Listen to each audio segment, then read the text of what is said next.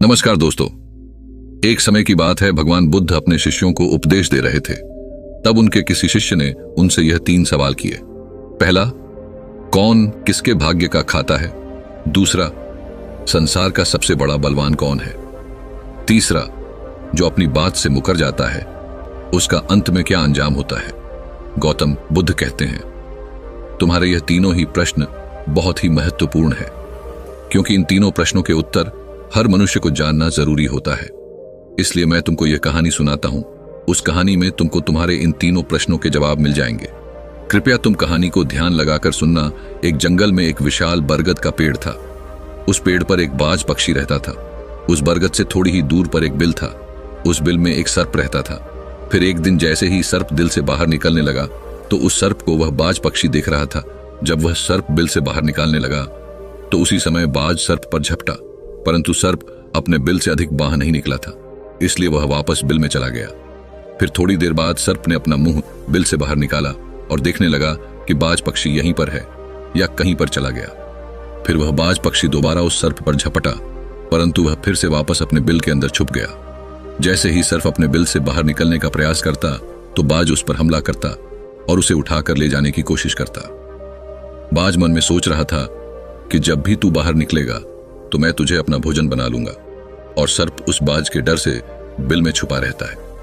जब सर्प को उस बिल में रहते हुए काफी समय हो जाता है तो सर्प मन में विचार करने लगता है कि यदि राजा विक्रम कहीं से आ जाए तो वह दूसरों के कष्टों का हरण करते हैं, और राजा विक्रम ही ऐसे हैं जो मुझे इस बात से बचा सकते हैं। तो राजा विक्रम को याद करता हुआ सर्प उस बिल में छुपा रहता है, और जो भी उस मार्ग से निकल कर जाता तो उसे सर्प कहता कि भाई कोई मेरी बात राजा विक्रम तक पहुंचा दो, या मुझे राजा विक्रम से मिला दो तो मैं उसका जीवन भर एहसानमंद रहूंगा। फिर एक दिन राजा विक्रम, जो दूसरों के दुखों को दूर करते थे, वह जंगल में जा रहे थे और उसी मार्ग से निकल कर जा रहे थे। तभी सर्प को पता चला कि रास्ते से कोई जा रहा हो, तो वह सर्प बिल के अंदर से ही कहने लगा, भाई कोई मुझे राजा विक्रम से मिला दे तो मैं उसका जीवन भर एहसानमंद रहूंगा। यह बात जब राजा विक्रम ने सुनी तो राजा विक्रम कहने लगा, क्यों भाई, आपको राजा विक्रम से क्या काम है? तो सर्प कहने लगा, देखो भाई, राजा विक्रम दूसरों के दुखों का हरण करते हैं और मैं बहुत दिनों से इसी बिल में पड़ा हुआ हूं। मैं बहुत दुखी हूं। यदि मैं इस बिल से बाहर निकलता हूं तो इस वृक्ष पर एक बाज पक्षी का निवास है। वह बाज मुझ पर उसी समय हमला करता है, इसलिए मैं इस बिल से बाहर नहीं निकलता हूं और ना ही मुझे कुछ खाने को मिलता है। मैं ऐसे ही इस बिल में पड़ा हुआ हूं, ऐसे ही अपना जीवन व्यतीत कर रहा हूं। राजा विक्रम कहने लगे कि हे सर्पराज, मैं ही राजा विक्रम हूं, बताओ तुम्हारे कष्ट का निवारण कैसे करूं? तो सर्प कहने लगा, हे महाराज, जैसा आपको उचित लगे ऐसा ही कीजिए, लेकिन मेरा इस बात से पीछा छुड़ा दीजिए, नहीं तो यह एक दिन मुझे मार डालेगा। राजा विक्रम कहने लगे, हे सर्पराज, तुम कहो तो मैं तुम्हें इस वन में कहीं दूर छोड़ दूं। सर्प कहने लगा, महाराज, जब आप मुझे दूर छोड़ने जाओगे तो ये बाज हमें देख लेगा और ये वहीं पर जाकर फिर से बैठ जाएगा और मौका मिलते ही ये मुझे मार डालेगा। राजन, आप मुझे कुछ समय के लिए आपके अंदर में बिठा लीजिए। आप पेट में बैठने के लिए मुझे स्थान दे दीजिए। जब इस बाज को पता नहीं चलेगा कि सर्प कहां गया, और मैं तुम्हारे साथ इस वन से बहुत दूर चला जाऊंगा, और आगे जाने के बाद मैं तुम्हारे पेट से बाहर आ जाऊंगा। राजा विक्रम कहने लगे, ठीक है सर्पराज, आप मेरे पेट में प्रवेश कर जाइए। राजा विक्रम अपना मुंह खोल देते हैं और वह सर्प राजा विक्रम के पेट में प्रवेश कर जाता है और राजा विक्रम के पेट में जाकर के बैठ जाता है। जब राजा विक्रम वन में आगे गए और आगे काफी दूर पहुंचने के बाद उस सर्प से कहने लगे कि हे नागराज, अब आप मेरे पेट से बाहर आ जाइए। अब यह सुनसान वन है, इसमें कोई बाज आपको परेशान नहीं करेगा। यह बात सुनकर नागराज कहने लगा कि नहीं महाराज, अब मैं आपके पेट से बाहर निकलने वाला नहीं हूं। राजा विक्रम ने कहा, क्यों भाई, आपने तो मुझसे यह वादा किया था कि आप मुझे आगे सुनसान वन में छोड़ देना, मैं आपके पेट से बाहर निकल जाऊंगा। अब क्या हुआ, सुनसान वन आ गया, अब आप बाहर निकलिए। सांप कहने लगा कि देखो महाराज, जैसा रहने का आनंद आपके पेट में है वैसा उस बिल में नहीं मिलता। अब मैं तुम्हारे पेट से कभी बाहर नहीं निकालूं। राजा विक्रम मन में सोचने लगे कि यह तो बड़ा ही दुष्ट सर्प है, अब मैं क्या करूं? और उसके जहर के प्रभाव से महाराज विक्रम का पूरे शरीर से कोट फूटने लगा। महाराज विक्रम के शरीर से कोट निकल आया। राजा विक्रम मन में सोचने लगे कि अब मैं यदि राजधानी को वापस जाऊंगा तो यह अभी संभव नहीं है, क्योंकि मैं इस वक्त कोढ़ी हो गया हूं और मुझे इसी वन में रहकर इस नागराज से भी छुटकारा पाना है। यह सोचकर महाराज विक्रम एक पेड़ के नीचे झोपड़ी बनाकर सो जाते हैं। उनके शरीर से कोट टपकने लगा और बदबू आने लगी। जो कि सर्प का जहर था। सर्प कुंडली मारकर राज विक्रम के पेट में बैठा हुआ था। राजा विक्रम उस वन में पड़ी हुई एक कोड़ी की हालत में है। अब इधर उन्हीं के समय एक प्रसिद्ध जनपद था। श्रावस्ती और श्रावस्ती नगरी के महाराजा थे ताम्रध्वज महाराज। ताम्रध्वज के 3 पुत्रियां थीं और राजा ताम्रध्वज बड़ा अहंकारी और बड़ा ही अभिमानी राजा था।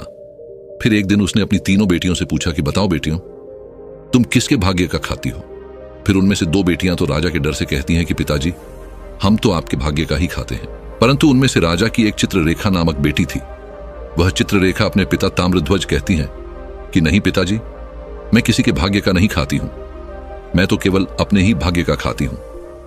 उस बेटी की बात सुनकर राजा को बहुत क्रोध आया और राजा ने उसी समय नाई और ब्राह्मण को बुलाया और नाई और ब्राह्मण से कहने लगा कि री, इन दोनों बेटियों का रिश्ता तो आप किसी राजा के यहां करके आइए, और जो यह बड़ी वाली बेटी है इसका रिश्ता किसी कूड़ी कलंक की या जिसके हाथ पैर नहीं हो उसके साथ करके आइए। फिर राजा का आदेश मिलते ही नाई और ब्राह्मण उन तीनों बहनों का रिश्ता करने के लिए चल देते हैं। उन्होंने राजा की दोनों छोटी बेटियों का रिश्ता तो राजवंशों में कर दिया, परंतु तीसरी बेटी के लिए वर ढूंढते ढूंढते हुए उसी वंश से निकाल कर जा रहे थे जिस वन में राजा विक्रम अपनी झोपड़ी में कोड़ी के रूप में पड़े हुए थे। उनके शरीर से कोढ़ बह रहा था। तो राजा विक्रम को देखकर नाई और ब्राह्मण आपस में कहने लगे कि इससे अच्छा तो कोई व्यक्ति हमें नहीं मिलेगा, इसलिए इसके साथ ही राजा की लड़की का संबंध करके चलते हैं। फिर राजा विक्रम के साथ नाई और ब्राह्मण ने राजा ताम्रध्वज की लड़की चित्ररेखा का विवाह तय कर दिया और राजा ने भी बहुत जल्दी ही चित्रलेखा को उस वन में ले जाकर कि वहीं उस खड़ी राजा विक्रम के साथ उसका विवाह संपन्न कर दिया। राजा विक्रम जैसे महापराक्रमी राजा समय की चपेट में आ गए और एक कूड़ी का जीवन गुजार कर रहे थे। वह लड़की बड़ी पतिव्रता थी।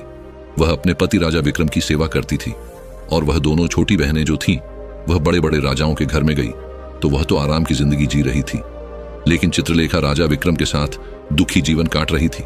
कहते हैं जो अपने नियम और सिद्धांतों पर रहता है और जो धर्म का पालन करता है, ईश्वर हमेशा उसे सुखी रखना ही पसंद करता है।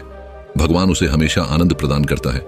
इसलिए जब उस झोपड़ी में रहते रहते चित्ररेखा को राजा विक्रम के साथ बहुत दिन बीत जाते हैं तो उस झोपड़ी के पास एक पीपल का वृक्ष था और उस वृक्ष के नीचे एक दूसरा सर्प का बिल था। तो एक दिन विक्रम सो रहे थे और रात्रि का समय था और चित्रलेखा महाराज विक्रम की सेवा कर रही थी। उसी समय उस बिल से एक सर्प बाहर निकलता है और बाहर निकलकर जो राजा विक्रम के पेट में सर्प था उस सर्प से कहने लगता है, अरे दुष्ट, अपने वचन से मुकर गया। तूने तो महाराज विक्रम से कहा था कि मैं दूर वन में जाकर तुम्हारे पीठ से बाहर निकल जाऊंगा, और तो ऐसे परोपकारी राजा के पीठ में जाकर के बैठ गया। तुम्हारे जहर के कारण राजा के पूरे शरीर से कोढ़ निकाल आया। अरे तुझे शर्म नहीं आई कि तूने कितना गलत काम किया है?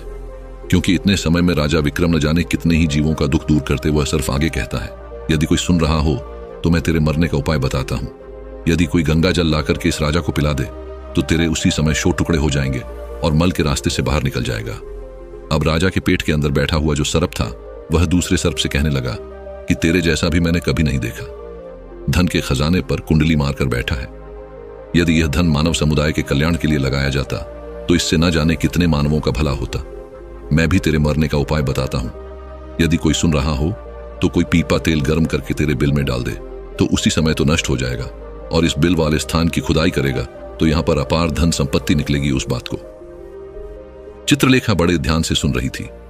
चित्रलेखा ने मन में विचार आया, यह राजा विक्रम है और इनके पेट में एक सर्प बैठा हुआ है, इस कारण महाराज के शरीर से कोढ़ निकाल रहा है। तो वह बेचारी चित्ररेखा एक आर्षि के आश्रम पर पहुंचती है और उन आर्षि से अनुरोध करती है कि महात्मा, मुझे 1 गिलास गंगाजल की आवश्यकता है। आर्षि ने कहा, बे, तुम कौन हो और गंगाजल का क्या करेगी? तो वह चित्ररेखा कहने लगी, हे मुनिवर, मैं राजा ताम्रध्वज की बेटी चित्ररेखा हूं और मेरे पति के लिए मुझे दवा के रूप में गंगाजल चाहिए। उस आर्षि ने उसे 1 गिलास गंगाजल दे दिया। अब चित्ररेखा गंगाजल लेकर जल्दी ही महाराज विक्रम के पास पहुंच गई और पहुंचकर महाराज विक्रम से कहने लगे कि महाराज, यह दवाई है, आपके कोढ़ को सही करने के लिए आप इसे ग्रहण कीजिए। राजा विक्रम उस गंगाजल को पी गए और जैसे ही राजा विक्रम ने उस गंगाजल का पान किया तो उस सर्प के उसी समय 100 टुकड़े हो गए। जो पेट में था वह सर्प नष्ट हो गया। वह धीरे धीरे राजा के शरीर से मल के रास्ते से बाहर निकल आया। अब तो राजा का कोढ़ धीरे धीरे सही होने लगा और कुछ ही दिनों में राजा का कोढ़ बिल्कुल सही हो गया। राजा का पूरा उपचार हो गया। राजा पहले की तरह स्वस्थ हो गए। अब राजा विक्रम से चित्ररेखा कहने लगी, हे महाराज, मैं एक स्त्री हूं, इस शहर में नहीं जा सकती हूं। आप शहर में जाइए और एक पीपा तेल का लेकर आ जाएं।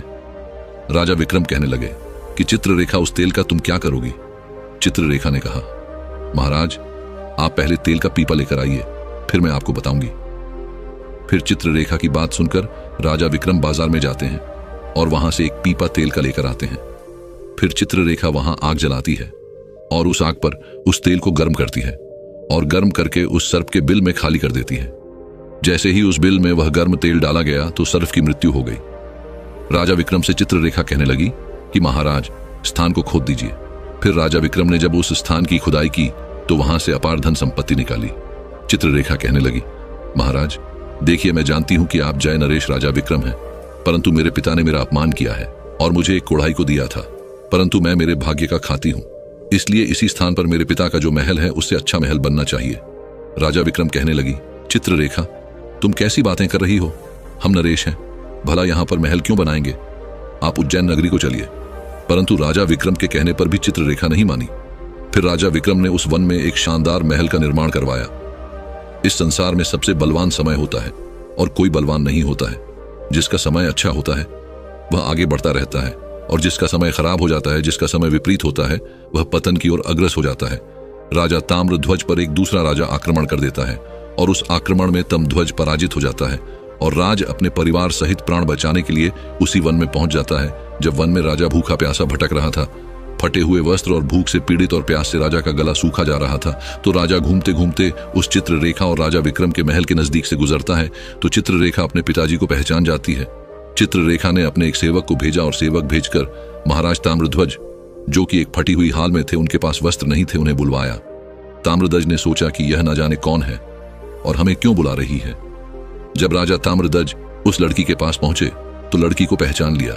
चित्ररेखा ताम्रध्वज से कहने लगी कि पिताजी, मैं वही चित्ररेखा हूं और मैं आपसे यह कहती थी कि मैं मेरे भाग्य का खाती हूं। देखिए, मैं मेरे ही भाग्य का खाती हूं, आपके भाग्य का नहीं खाती हूं। आपने ने मुझे एक कूड़ी को दिया था, परंतु मेरे भाग्य में तो एक सम्राट लिखा था। देखिए पिताजी, मैं उज्जैन नरेश राजा विक्रम की पत्नी हूं। राजा ताम्रध्वज मन में विचार करता है और अपनी उस लड़की से अपने अपराध के लिए क्षमा मांगता है। इस संसार में सबसे बड़ा बलवान समय है और हर कोई व्यक्ति किसी दूसरे के भाग्य का नहीं खाता है।